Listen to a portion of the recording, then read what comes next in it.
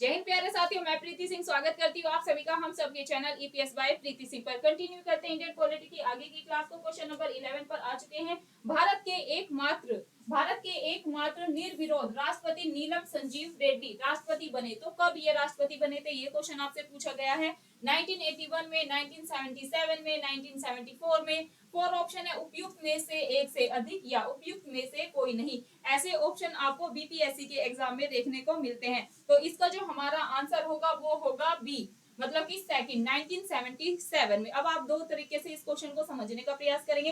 पहला तो क्वेश्चन आपसे कई बार एग्जाम में ये पूछा गया, आगे भी पूछा जा सकता है कि ऐसे भारत के कौन से राष्ट्रपति हैं जो निर्विरोध बने थे। तो निर्विरोध आ जाए, निर्विरोध आते ही आपको क्या आंसर लगाना है, आपको आंसर लगाना है संजीव रेड्डी। और सेकंड क्वेश्चन क्या बनेगा, सेकंड बनेगा भारत के एकमात्र निर्विरोध, मतलब कि जिसका किसी ने भी विरोध नहीं किया, ऐसे राष्ट्रपति नीलम संजीवा रेड्डी थे। वो राष्ट्रपति कब बने, तो 1977 में, 1977 में वो बने थे। नेक्स्ट क्वेश्चन पे मूव करते हैं। क्वेश्चन नंबर 12, बिहार में पहली बार राष्ट्रपति शासन कब लगाया गया था। बिहार में पहली बार कब राष्ट्रपति शासन लगाया गया था, 1968 में, 1965 में, 1970 में। उपयुक्त में से एक से अधिक या उपयुक्त में से कोई नहीं। बीपीएससी के एग्जाम में ऑलरेडी ये क्वेश्चन पूछा जा चुका है। तो क्वेश्चन नंबर 12 का जो हमारा आंसर है वो होगा 1968 में। फिर से रिपीट करिए, बिहार में पहली बार राष्ट्रपति शासन आपसे पूछ ले कि कब लगाया गया था, आपका आंसर क्या होगा, आपका आंसर होगा 1968। नेक्स्ट क्वेश्चन पे मूव करते हैं। क्वेश्चन नंबर 13 पर आ चुके हैं, फोकस करेंगे सभी बच्चे। भारत के राष्ट्रपति के महाभियोग की प्रक्रिया है। भारत के जो राष्ट्रपति है, प्रेसिडेंट ऑफ इंडिया, इनके जो महाभियोग की प्रक्रिया, महाअभियोग किस आर्टिकल के तहत लगाया जाता है, मैं पहले भी आपको करा चुकी हूँ क्लासेस में, एक बार फिर बता देती हूँ। महाअभियोग भारत के राष्ट्रपति पर महाअभियोग किस आर्टिकल के तहत लगाया जाता है। कई बार एग्जाम में पूछा गया, तो आपको आर्टिकल 61 लगाना है और पूछ ले कि जो राष्ट्रपति पर महाअभियोग लगाने की प्रक्रिया है वो कैसी है। तो आपके ऑप्शन होंगे, न्यायिक प्रक्रिया है, बी होगा अर्ध न्यायिक प्रक्रिया है, सी होगा विधायी प्रक्रिया है और डी होगा कार्यकारी प्रक्रिया है। तो आपका आंसर डियर फ्रेंड्स क्या होगा, आपका आंसर होगा बी, अर्ध न्यायिक प्रक्रिया। ध्यान देंगे, अगर पूछ ले भारत के राष्ट्रपति के महाअभियोग की प्रक्रिया कैसी है, आपको आंसर लगाना है अर्ध न्यायिक है। कैसी है भाई, अर्ध न्यायिक ये प्रक्रिया है। आई होप आपका सारी चीजें क्लियर होती हुई चल रही है। नेक्स्ट क्वेश्चन देखेंगे, क्वेश्चन नंबर 14, भारत के राष्ट्रपति के पास के तहत क्षमादान प्रदान करने की शक्ति है। क्षमादान से भी हर बार एग्जाम में क्वेश्चन बनता है, तो आपको ध्यान होना चाहिए, राष्ट्रपति जी को क्षमादान करने की शक्ति प्रदान की गई है। अब आपसे ये पूछा गया है किस आर्टिकल के तहत राष्ट्रपति जी क्षमादान प्रदान करते हैं, या कौन सा ऐसा आर्टिकल है जिसके तहत राष्ट्रपति जी क्षमादान कर सकते हैं। तो आपके ऑप्शन है अनुच्छेद 72, बी है अनुच्छेद 73, सी है अनुच्छेद 74 और डी है अनुच्छेद 76। तो आपका आंसर क्या होगा, आर्टिकल 72। ध्यान देंगे सभी बच्चे, आर्टिकल 72 के तहत राष्ट्रपति जी को क्षमा दान करने की शक्ति प्रदान की गई है। नेक्स्ट क्वेश्चन पे मूव करते हैं। क्वेश्चन नंबर 15, सर्वसम्मति से चुने गए भारत के पहले राष्ट्रपति कौन थे। ऐसे कौन से राष्ट्रपति थे जिसमें सबकी सहमति थी। सर्वसम्मति का मतलब क्या होता है, जिसमें सबकी सहमति हो कि हाँ भाई इनको राष्ट्रपति बना दिया जाए। ऐसे तो अगर आपसे ये क्वेश्चन पूछा जाए कि सर्वसम्मति से चुने गए भारत के पहले राष्ट्रपति कौन थे, ए ऑप्शन है नीलम संजीव रेड्डी, बी है बाबू राजेंद्र प्रसाद जी, सी है मतलब कि थर्ड ऑप्शन है डॉक्टर एपीजे अब्दुल कलाम जी और डी है प्रणब मुखर्जी। तो आपका आंसर क्या होगा, क्वेश्चन नंबर 15 का जो आंसर होगा वो है नीलम संजीवा रेड्डी। देखिए सर्वसम्मति आ जाए, ठीक है, सर्वसम्मति आ जाए और निर्विरोध आ जाए, तो आपका आंसर क्या होगा, देखिए सर्वसम्मति आ जाए और निर्विरोध आ जाए, तो आपको क्या आंसर लगाना है, आपको नीलम संजीव रेड्डी ही लगाना है। नेक्स्ट क्वेश्चन देखिएगा, क्वेश्चन नंबर 16, भारत के राष्ट्रपति को किस अनुच्छेद के तहत संविधान के उल्लंघन के लिए महाभियोग लगाया जा सकता है। कितनी बार मैंने इम्पीचमेंट का क्वेश्चन कराया है, महाभियोग का क्वेश्चन आपको कराया है। तो किस अनुच्छेद के तहत संविधान का उल्लंघन करने पर, और राष्ट्रपति पर महाभियोग क्यों लगाया जाता है, जब राष्ट्रपति जी संविधान का उल्लंघन करते हैं, किस आर्टिकल के तहत लगाया जाता है ये हमें बताना है। अनुच्छेद 52 के तहत लगाया जाता है क्या महाभियोग, अनुच्छेद 61 के तहत, सी ऑप्शन है अनुच्छेद 74 के तहत और डी आपका ऑप्शन दिया होगा अनुच्छेद 78 के तहत। तो हमारा आंसर क्या होगा, अनुच्छेद 61। ध्यान बस आपको यहाँ रखना है, आर्टिकल 61 के तहत राष्ट्रपति जी पर क्या लगाया जाता है, महाअभियोग। और महाअभियोग की जो प्रक्रिया है वो कैसी है, अर्ध न्यायिक है। ये चीज भी आपको ध्यान रखना है। किस लिए महाभियोग लगाया जाता है? जब राष्ट्रपति जी संविधान का उल्लंघन करते हैं, ठीक है ना। ये तीनों चीज आपको याद रखनी है। क्वेश्चन को घुमा फिरा के आपसे एग्जाम में पूछा जा सकता है। शपथ पूछने की राष्ट्रपति जी को शपथ और किस आर्टिकल के तहत दिलाई जाती है, तो आपको लगाना है 60। मैं ट्रिक के माध्यम से आपको याद करा चुकी हूँ। नेक्स्ट क्वेश्चन देखेंगे, क्वेश्चन नंबर 17। राष्ट्रपति के महाभियोग की पहल में डैश में की जा सकती है। किसमें की जाती है? राष्ट्रपति जी पर अगर महाभियोग लगाना है, इम्पीचमेंट लगाना है, तो इसकी जो प्रक्रिया है वो कहाँ से स्टार्ट होती है या पहल में की जाती है? ए ऑप्शन है लोकसभा में पहल की जाती है, बी है राज्यसभा में की जाती है, सी है संसद के किसी भी सदन में, और डी ऑप्शन है दोनों सदनों के संयुक्त अधिवेशन में। क्वेश्चन नंबर 17 का आंसर हमारा क्या होगा? 17 का आंसर होगा संसद के किसी भी सदन में। राष्ट्रपति जी पर अगर महाभियोग लगाना है तो किसी भी सदन में ये प्रक्रिया स्टार्ट की जा सकती है। तो ये नहीं कि भाई लोकसभा में, ये नहीं कि राज्यसभा में, तो दोनों लोकसभा राज्यसभा आपको याद रखना है। अगेन क्वेश्चन रिपीट कर रही हूँ, राष्ट्रपति के महाभियोग की पहल भाई लोकसभा में भी की जा सकती है, राज्यसभा में की जा सकती है, दोनों में की जा सकती है। क्लियर है? नेक्स्ट क्वेश्चन देखेंगे, क्वेश्चन नंबर 18। भारत के राष्ट्रपति के लिए चुनाव लड़ने, क्या भारत के राष्ट्रपति के लिए चुनाव लड़ने के लिए उम्मीदवार की आयु न्यूनतम वर्ष होनी चाहिए? कि अगर आपको राष्ट्रपति जी का चुनाव लड़ना है तो आपकी न्यूनतम एज कितनी होनी चाहिए? आपके ऑप्शन है 18 वर्ष होनी चाहिए, बी ऑप्शन है 25 वर्ष होनी चाहिए, सी है कि 35 वर्ष होनी चाहिए, और डी है 65 ईयर्स होनी चाहिए। तो आपका आंसर क्या होगा? मैंने आपको कितनी बार कराया है कि भाई इसका आंसर होगा सी, मतलब कि 35 ईयर्स। अगर आपको भारत का राष्ट्रपति बनना है तो न्यूनतम आयु आपकी कितनी होनी चाहिए? 35 ईयर्स होनी चाहिए। नेक्स्ट क्वेश्चन पे मूव करते हैं, क्वेश्चन नंबर 19। भारतीय संविधान का कौन सा अनुच्छेद राष्ट्रपति द्वारा शपथ या प्रतिज्ञान के बारे में बताता है? कितनी बार कराया है? अब तो रट गया होगा ये चीज आपको। शपथ की बात है तो हमारा आंसर क्या होगा? ऑप्शन है आर्टिकल 45, बी है 72, सी है 56 और डी है 60, और हमारा आंसर भी डी है। शपथ की, राष्ट्रपति शपथ, बस इतना सा आप नोट्स बनाते हुए चलेंगे। सभी बच्चे क्या लिखे? वैसे मैंने नोट्स का तरीका भी आपको बताया है। राष्ट्रपति और फिर क्या लिखे? शपथ, और आर्टिकल उसके सामने लिख दे, आर्टिकल लिख दे 60, बस बात खत्म। आर्टिकल फिर आपको ध्यान रखना है, राष्ट्रपति महाभियोग, राष्ट्रपति पर महाभियोग किस आर्टिकल के तहत लगाया जाता है, तो आपको फिर लिखना है इसके आगे 61। बस ऐसे आप नोट्स बना लें। और लास्ट टाइम में डियर फ्रेंड्स क्या होता है ना कि हम ना किताब लेके नहीं बैठ सकते रिवीजन के लिए, तो आपके ये नोट्स ही काम आते हैं। और नोट्स कैसे होते हैं कि पहले आपको 3 से 4 बार चीजों को पढ़ना है, फिर आप जान पाएंगे कि कैसे शॉर्ट नोट बनाते हैं। और जैसे इंडियन पॉलिटी है ना, उसके मुश्किल से आपके 10 पेज पे नोट्स कंप्लीट होने चाहिए कि भाई जब एग्जाम आए ना उन्हीं को आप फटाफट से रिवाइज कर दे, ऐसे शॉर्ट नोट बनते हैं। ठीक है, तो मैंने उसका तरीका भी आपको बताया और आपको वैसे ही नोट्स बनाने हैं। प्रेसिडेंट पी लिख दे, हमें पता तो है राष्ट्रपति के बारे में बात हो रही है, और फिर आप शपथ लिख दे उसके आगे, और फिर लिख दे आर्टिकल 60। ए भी लिखने की जरूरत नहीं है, 60 लिख दे, हमें याद होगा कि भाई आर्टिकल ही है ना। ऐसे करके नोट्स बनाए। नेक्स्ट क्वेश्चन पे मूव करते हैं, क्वेश्चन नंबर 20। निम्नलिखित में से कौन सा कथन गलत है? या निम्नलिखित में से कौन सा कथन गलत है? भारत के संविधान का अनुच्छेद 61 राष्ट्रपति पर महाभियोग की प्रक्रिया का वर्णन करता है क्या? कितनी बार कराया है? तो आपको इसमें क्या फाइंड आउट करना है? गलत।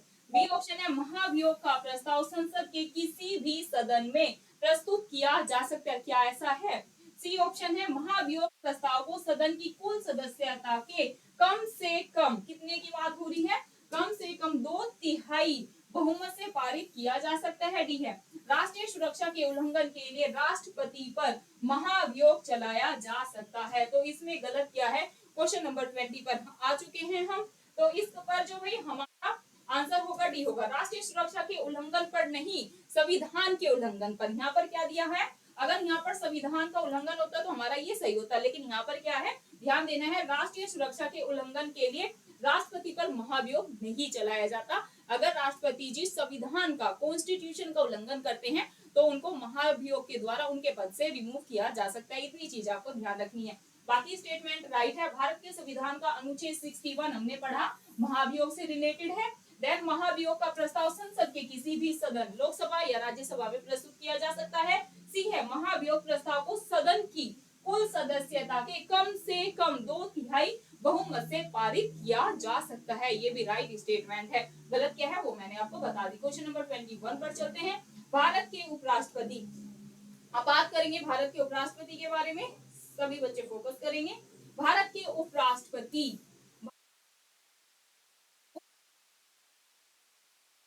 निर्वाचन मंडल द्वारा किया जाता है। बी है उपराष्ट्रपति का कार्यकाल 5 वर्ष का होता है। सी है भारत के उपराष्ट्रपति की शक्तियां और कार्य अमेरिका के राष्ट्रपति के समान है। और डी है भारत का उपराष्ट्रपति राज्यसभा का पदेन सभापति होता है। तो भारत के जो उपराष्ट्रपति हैं, सभी बच्चे ध्यान देंगे, क्वेश्चन नंबर 21 पर आ चुके हैं। क्वेश्चन नंबर 21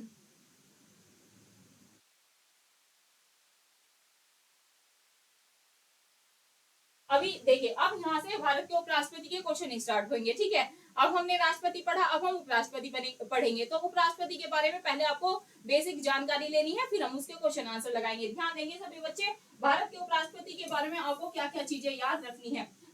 उपराष्ट्रपति का चुनाव भारत के एक निर्वाचक मंडल द्वारा होता है, ठीक है। सेकंड पॉइंट है 5 वर्ष का होता है। वर्तमान में उपराष्ट्रपति कौन है? जगदीप धनखड़ जी है। नेक्स्ट, भारत के उपराष्ट्रपति की शक्तियां और कार्य अमेरिका के उपराष्ट्रपति के समान है, ये भी आपको ध्यान रखना है। नेक्स्ट है, भारत का जो उपराष्ट्रपति होता है भाई, वो राज्यसभा का पदेन क्या होता है? अध्यक्ष होता है। अब चलते हैं क्वेश्चन नंबर 21 पर। क्या है? भारत का उपराष्ट्रपति चुना जाता है। जो भारत के वाइस प्रेसिडेंट है वो कैसे चुने जाते हैं? ऑप्शन है राज्यसभा के सदस्यों द्वारा चुने जाते हैं। बी है लोकसभा के सदस्यों द्वारा चुने जाते हैं। सी ऑप्शन है संसद के दोनों सदनों के सदस्यों के द्वारा चुने जाते हैं। और फोर ऑप्शन है उपयुक्त में से एक से अधिक और उपयुक्त में से कोई नहीं। ऐसे ऑप्शन मतलब 5-6 स्टेटमेंट बीपीएससी के एग्जाम में आती है। तो आप सभी का आंसर क्या होगा? 21 का होगा सी, संसद के दोनों सदनों के सदस्यों द्वारा। जो भारत के वाइस प्रेसिडेंट मतलब कि उपराष्ट्रपति होते हैं, उनका चुनाव कैसे होता है? संसद के दोनों सदनों के सदस्यों के द्वारा होता है। नेक्स्ट क्वेश्चन पे मूव करेंगे। क्वेश्चन नंबर 22, भारत के उपराष्ट्रपति के चुनाव हेतु उम्र का आहर्त मानदंड क्या है? मतलब क्या उम्र क्या होनी चाहिए? वो है 35 वर्ष की आयु पूर्ण होनी चाहिए उपराष्ट्रपति के लिए। बी है 30 वर्ष की आयु पूर्ण होनी चाहिए। सी है 25 वर्ष की आयु पूर्ण होनी चाहिए। और डी है 32 वर्ष की आयु पूर्ण होनी चाहिए। 22 का जो हमारा आंसर है वो है 35 ईयर्स कंप्लीट होनी चाहिए। ये चीज आपको ध्यान रखनी है। राष्ट्रपति हो उपराष्ट्रपति हो, क्योंकि ये बड़े पद है, इनके लिए आपकी एज कितनी होनी चाहिए? न्यूनतम तो 35 आपको याद रखनी है। नेक्स्ट क्वेश्चन पे मूव करते हैं। ये उपराष्ट्रपति के बारे में कुछ महत्वपूर्ण आर्टिकल है, इनको समझते हैं क्योंकि बहुत ही ज्यादा महत्वपूर्ण है। कई बार एग्जाम्स में पूछे गए हैं। ध्यान पूर्वक सुनेंगे सभी बच्चे, फिर आगे मूव करेंगे क्लास को। अनुच्छेद 63 में क्या है? भारत के उपराष्ट्रपति की, भारत का एक उपराष्ट्रपति होगा, ऐसा किस अनुच्छेद में वर्णन है? 63 में। नेक्स्ट 64 में क्या है? उपराष्ट्रपति को राज्य की परिषद का पदेन अध्यक्ष होना चाहिए। आर्टिकल 65 में क्या है भाई? राष्ट्रपति के रूप में कार्य करने के लिए उपराष्ट्रपति होंगे। 66 में क्या है? उपराष्ट्रपति का चुनाव, कई बार एग्जाम में पूछा गया है। उपराष्ट्रपति का चुनाव किस आर्टिकल में दिए गए? आर्टिकल 66 आपको लगाना है। 67 में क्या है? उपराष्ट्रपति के पद का कार्यकाल है जो कि 5 वर्ष है। 68 में क्या है? उपराष्ट्रपति आयोजित करने का समय है। आर्टिकल 69 में क्या है? उपराष्ट्रपति द्वारा शपथ। आपको आर्टिकल क्या लगाना है? 69 लगाना है। जैसे हमने राष्ट्रपति में जाना था, राष्ट्रपति को शपथ किस आर्टिकल के तहत दिलाई जाती है? तो 60 लगाना है। नेक्स्ट है अनुच्छेद 71, राष्ट्रपति या उपराष्ट्रपति के चुनाव से संबंधित मामले। नेक्स्ट क्वेश्चन पे मूव करते हैं। क्वेश्चन नंबर 23, राज्यसभा का पदेन सभापति कौन होता है? तो राज्यसभा का भाई जो पदेन सभापति होता है वो कौन होता है? ए ऑप्शन है राज्यसभा में विपक्ष का नेता होता है, स्पीकर होता है, भारत के उपराष्ट्रपति होते हैं या प्रधानमंत्री होते हैं। तो राज्यसभा का जो पदेन सभापति होते हैं वो कौन होते हैं? भारत के उपराष्ट्रपति होते हैं। हमारा आंसर राइट होगा सी। नेक्स्ट क्वेश्चन पे मूव करते हैं। क्वेश्चन नंबर 24 पर आ चुके हैं। भारत के उपराष्ट्रपति को हटाने का प्रस्ताव कहाँ पेश किया जा सकता है? अगर भारत के उपराष्ट्रपति को हटाना है तो प्रस्ताव कहाँ पर पेश किया जाएगा? ए ऑप्शन है केवल लोकसभा में, बी है केवल राज्यसभा में, सी है संसद के दोनों सदनों में से किसी एक में, और डी ऑप्शन है भारत में आधे राज्य विधानसभाओं के संसद के दोनों सदनों की सहमति से। क्वेश्चन नंबर 24 का जो हमारा आंसर है भाई वो क्या होगा? वो होगा 2, केवल राज्यसभा में। नेक्स्ट क्वेश्चन पे मूव करते हैं। क्वेश्चन नंबर 25 पर आ चुके हैं। उपराष्ट्रपति का कार्यकाल कितने वर्ष का होता है? 2 वर्ष का, 8 वर्ष का, 4 वर्ष का या 5 वर्ष का? तो हमारा आंसर क्या होगा? 4, 5 वर्ष का उपराष्ट्रपति का कार्यकाल होता है। राष्ट्रपति जी का भी कार्यकाल 5 वर्ष का होता है, प्रधानमंत्री का भी कार्यकाल 5 वर्ष का ही होता है। नेक्स्ट क्वेश्चन पे मूव करेंगे। भारत के पहले उपराष्ट्रपति कौन थे? आपके ऑप्शन है डॉक्टर एस राधाकृष्णन थे, बी ऑप्शन है डॉक्टर राजेंद्र प्रसाद थे, सी है वल्लभ भाई पटेल जी थे, या डॉक्टर भीमराव अंबेडकर थे। तो इसका तो सिंपल सा आंसर है। अगर पूछ ले भारत के फर्स्ट वाइस प्रेसिडेंट कौन थे, पहले उपराष्ट्रपति कौन थे, तो आपका आंसर क्या होगा, आपका आंसर होगा डॉक्टर एस राधाकृष्णन जी थे। नेक्स्ट क्वेश्चन पे मूव करेंगे। क्वेश्चन नंबर 27 पर आ चुके हैं। निम्नलिखित में से कौन कभी भारत के उपराष्ट्रपति नहीं बने? इनमें से कौन से ऐसे व्यक्ति हैं जो भारत के कभी भी उपराष्ट्रपति नहीं बने? गुलजारी लाल नंदा जी, बीबी गिरी, जाकिर हुसैन या बीडी जट्टी। तो इसका आंसर होगा हमारा ए, गुलजारी लाल नंदा जी कभी भी भारत के उपराष्ट्रपति नहीं बने। नेक्स्ट क्वेश्चन पे फोकस करेंगे। क्वेश्चन नंबर 28 पर आ चुके हैं। निम्नलिखित में से कौन भारत के प्रथम राष्ट्रपति थे? प्रथम राष्ट्रपति से भी कई बार एग्जाम में क्वेश्चन आए हैं। तो प्रथम उपराष्ट्रपति कौन थे? जाकिर हुसैन थे, गोपाल स्वरूप पाठक थे, वराहगिरी वेंकट गिरी थे या सर्वपल्ली राधाकृष्णन मेनन थे। तो इसका आंसर होगा सर्वपल्ली राधाकृष्णन थे। कौन थे? भारत के अगर पूछ ले भारत के प्रथम उपराष्ट्रपति कौन थे, तो सर्वपल्ली राधाकृष्णन आपको आंसर लगाना है। ये चीज आपको ध्यान रखनी है। नेक्स्ट क्वेश्चन पे मूव करते हैं। क्वेश्चन नंबर 29 पर आ चुके हैं। भारतीय संविधान का कौन सा अनुच्छेद, भारतीय संविधान का कौन सा अनुच्छेद कहता है कि भारत का एक उपराष्ट्रपति होगा? आर्टिकल 52, आर्टिकल 61, आर्टिकल 63 या फिर आर्टिकल 62? जो हमारा इसका आंसर होगा भाई वो होगा डी। मैं पहले भी समझा चुकी हूँ, भारत का एक राष्ट्रपति होगा ऐसा किस आर्टिकल में वर्णन है। तो आपका आंसर क्या होगा? आपका आंसर होगा आर्टिकल 63। ठीक है, ये चीज आपको ध्यान रखनी है। नेक्स्ट क्वेश्चन पे मूव करते हैं। क्वेश्चन नंबर 30 पर आ चुके हैं। सभी बच्चे ध्यान देंगे। निम्नलिखित में से कौन सा उपराष्ट्रपति निर्विरोध चुना गया था? इनमें से कौन से ऐसे राष्ट्रपति थे जो निर्विरोध चुने गए थे? निर्विरोध का मतलब क्या होता है? जिसका किसी ने विरोध ना किया हो। क्लियर है? तो एस राधाकृष्णन थे, आर वेंकटर रमन थे, वी गिरी थे या निम्न में से कोई नहीं। इसका आंसर होगा राधाकृष्णन जी ऐसे उपराष्ट्रपति थे जो निर्विरोध चुने गए थे, जिनका किसी ने भी विरोध नहीं किया था। नेक्स्ट क्वेश्चन पे मूव करते हैं। क्वेश्चन नंबर 31 पर आ चुके हैं। फोकस करेंगे सभी बच्चे। उपराष्ट्रपति के चुनाव से संबंधित सभी विवाद कौन जांचता है? अगर उपराष्ट्रपति से रिलेटेड कोई विवाद हो जाता है तो उसकी जांच कौन करता है? संसद करते हैं, उच्चतम न्यायालय करते हैं, चुनाव आयोग करता है या फिर बी और सी? तो इसका आंसर होगा सुप्रीम कोर्ट, उच्चतम न्यायालय उपराष्ट्रपति से रिलेटेड जितने विवाद होते हैं उनका समाधान करते हैं। ये आपको ध्यान रखना है, सुप्रीम कोर्ट आंसर होगा।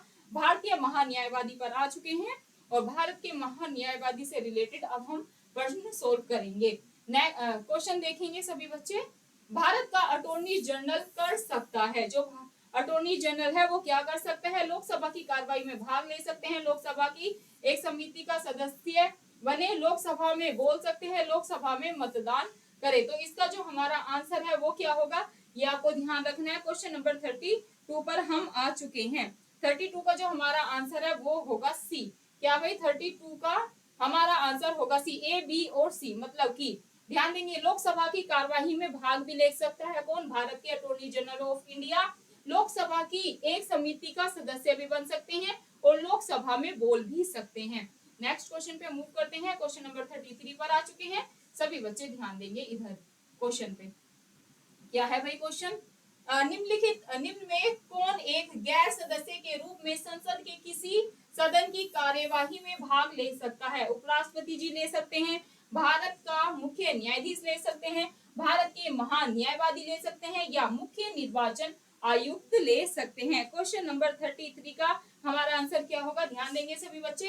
निम्नलिखित में से कौन एक गैर सदस्य के रूप में संसद के किसी सदन की कार्यवाही में भाग ले सकते हैं? तो 33 का हमारा आंसर होगा ए, उपराष्ट्रपति जी। नेक्स्ट क्वेश्चन पे मूव करते हैं। क्वेश्चन नंबर 34 पर आ चुके हैं। कौन गैर सदस्य है जो लोकसभा की चर्चा में भाग ले सकता है? कौन से एक गैर सदस्य है जो लोकसभा की चर्चा में भाग ले सकते हैं? उपराष्ट्रपति, भारत के मुख्य न्यायाधीश, भारत के महान्यायवादी या इनमें से कोई नहीं? तो आपका आंसर क्या होगा? भारत के महान्यायवादी। कौन गैर सदस्य हैं जो लोकसभा की चर्चा में भाग ले सकते हैं? तो ये है भारत के महान्यायवादी। नेक्स्ट क्वेश्चन पे मूव करते हैं। क्वेश्चन नंबर 35 पर आ चुके हैं। कौन गैर सदस्य हैं जो लोकसभा की चर्चा में भाग ले सकते हैं? उपराष्ट्रपति हैं, भारत के मुख्य न्यायाधीश हैं, भारत के महान्यायवादी हैं या इनमें से कोई नहीं? क्वेश्चन नंबर 35 का जो हमारा आंसर है वो होगा ए, उपराष्ट्रपति हैं। नेक्स्ट क्वेश्चन पे मूव करते हैं। क्वेश्चन नंबर 36, निम्नलिखित में कौन राष्ट्रपति के प्रसाद पर्यंत अपना पद धारण करते हैं? निम्नलिखित में से कौन से ऐसे हैं जो राष्ट्रपति जी के प्रसाद पर्यंत अपने पद को धारण करते हैं? कैग है, क्या है भाई? भारत के नियंत्रक और महालेखा परीक्षक है, जिसे कि हम कैग के नाम से भी जानते हैं। मुख्य चुनाव आयुक्त हैं, लोकसभा के अध्यक्ष हैं, या भारत के महान्यायवादी हैं। तो ऐसे निम्नलिखित में कौन राष्ट्रपति के प्रसाद पर्यंत अपना पद धारण करते हैं? तो आपको आंसर लगाना है भारत के महान्यायवादी। नेक्स्ट क्वेश्चन पे मूव करते हैं। क्वेश्चन नंबर 37 पर आ चुके हैं। फोकस करेंगे सभी बच्चे। निम्नलिखित में से कौन सा पद संविधान के अनुच्छेद 76 के तहत एक संवैधानिक पद है? भारत के महान्यायवादी महाअधिवक्ता का है, अतिरिक्त स्थायी परामर्शदाता का है, अतिरिक्त महाअधिवक्ता का है, या भारत के महान्यायवादी का है? तो इसका आंसर होगा डी। निम्नलिखित में कौन सा पद संविधान के अनुच्छेद 76 आ जाए ना, तो आपको क्या लगाना है? भारत के महान्यायवादी का वर्णन किसमें है? आर्टिकल 76 में है। नेक्स्ट क्वेश्चन पे मूव करते हैं। क्वेश्चन नंबर 38 पर आ चुके हैं। भारत के महान्यायवादी अटॉर्नी जनरल ऑफ इंडिया, अंग्रेजी में क्या कहते हैं? Attorney general of India, Bharat के महान्यायवादी को की नियुक्ति कौन करता है?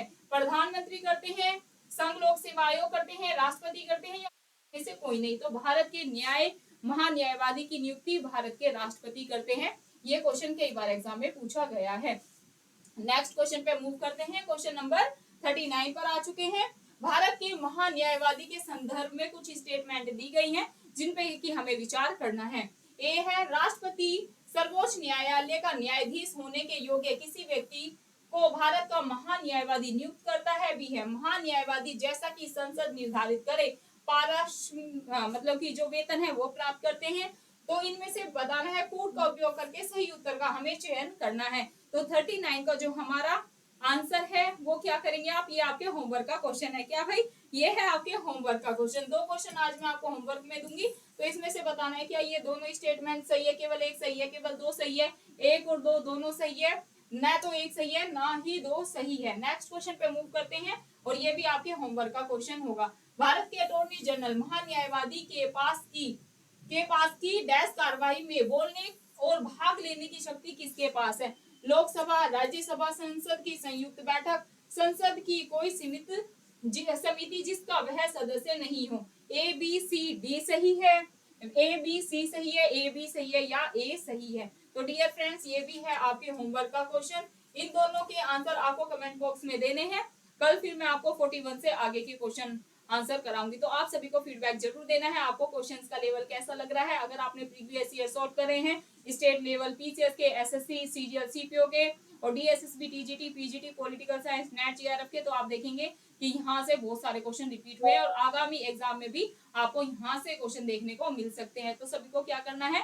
फीडबैक जरूर देना है, और ज्यादा से ज्यादा प्लीज आप वीडियो को शेयर करें, और आपको बताना है कि आप ये 20 पहले हमने 10 क्वेश्चन स्टार्ट किए, फिर अब हमने 20 क्वेश्चन स्टार्ट किए हैं ना, 20 से 30 क्वेश्चन करें, फिर आगे हम ऐसे ज्यादा क्वेश्चन करें कि आप मुझे लिख सकते हैं कि मैम कम से कम 25 क्वेश्चन कराएं, क्योंकि डियर ज्यादा क्वेश्चंस कराने का कोई फायदा नहीं। अगर मैं 1 घंटे की क्लास ले रही हूँ, 45 मिनट की ले रही हूँ, या 2 घंटे की क्लास ले रही हूँ, तो वो आप देखते नहीं है, तो उसका कोई फायदा नहीं है। तो अब मैंने क्या सोचा है कि आपको जैसे 20 मिनट की, आधे घंटे की ऐसी क्लास में फटाफट से, जैसे बच्चे बोलते हैं कि मैम क्वेश्चन आंसर कराएं, तो अब मैंने ये सीरीज अपनी पॉलिटिकल साइंस की स्टार्ट की है।